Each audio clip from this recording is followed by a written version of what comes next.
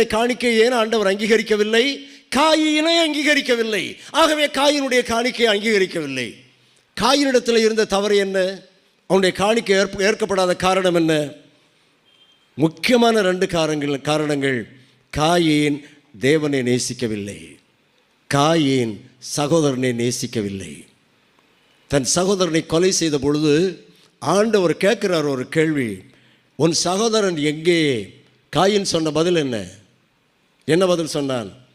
என் சகோதரனுக்கு நான் காவலாளியோ. என்ன கடுமையான வார்த்தைன்னு பாருங்க. அவனுக்கு நன்றாக தெரியும், தன்னுடைய தந்தையை மண்ணினாலே உருவாக்கி இந்த உலகத்திலே ஜீவ சுவாசத்தை ஊதி படைத்தவர் அந்த தெய்வம். இந்த உலகத்தை படைத்தவர் அந்த தெய்வம். ஏதேனும் என்னும் தோற்றத்தை தன்னுடைய முன்னோர்களுக்கு கொடுத்தவர் அந்த தெய்வம் என்றெல்லாம் அவருக்கு தெரிந்திருந்தும் அந்த தெய்வத்தை எவ்வளவு இளக்காரமாக பேசுகிறான் பாருங்கள். அவன் சகோதரன்